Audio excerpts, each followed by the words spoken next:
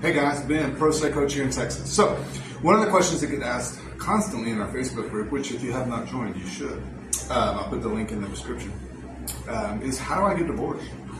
So, for this video, we're going to assume that you guys are amicable.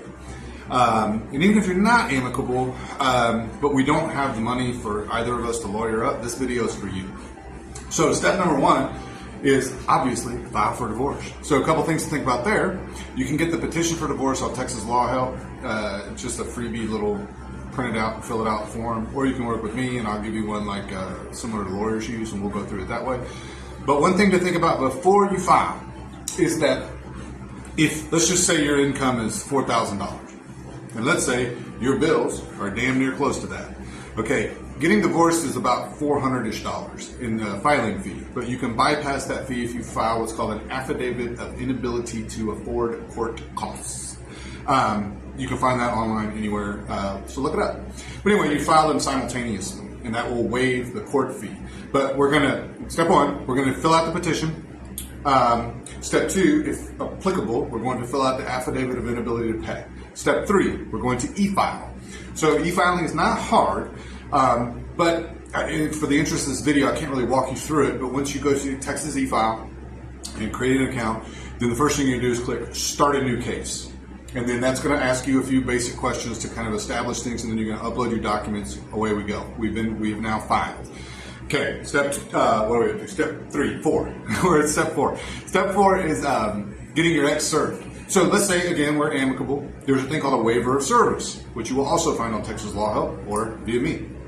We're going to fill out we're going to give our ex the waiver of service. All this is a courtesy. This is just saying, look, I don't want to have to send a formal constable to your place of business or your home and knock on your door and hand you paperwork.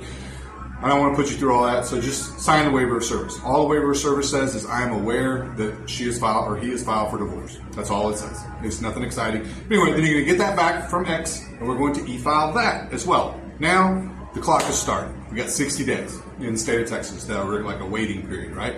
During that 60 days, step 5 is we're going to work on our decree. Again, you can find a basic, very basic decree on Texas Law Help, or you work with me. I'll give you a very elaborate, very comprehensive decree, and we'll go through that together. Okay, so this is where things can get a little dicey with you and X because, you know, if you guys aren't agreeing on everything, we have to find a way to get to an agreement. So you have to talk it out. I love doing this with couples. If you and your ex are relatively amicable, call me. I will get in the middle of the two of you and talk to each of you separately or together, and we'll work out those issues, and we'll do it without lawyers and court and being nasty, and we'll maintain our relationship, and we'll stay focused on kiddos. Step 6, once we're done with our decree, we get everybody to sign it, you and X, and then we go to court with it, or we e-file that as a agreed, signed, final order. Now, at this point in this video, I gotta stop because now we've sent in our agreed order, and the reason why I gotta stop is because every court does everything different from this point forward. My local little court, you can literally walk in the courtroom, and when there's a break in the action, you can just walk up to judge and say, Judge, would you mind signing this? You cannot do that in some counties. Like Bexar County, San Antonio, is an absolute nightmare. You get the documents sent in, and then you have to go meet with a staff attorney, which can take forever to do. It's a big pain. But lots of other places, they all have different process. Some of them make one of you come to court. It takes 30 seconds. They literally just say, does this agreement reflect y'all's agreement? And you say yes, and judge signs it.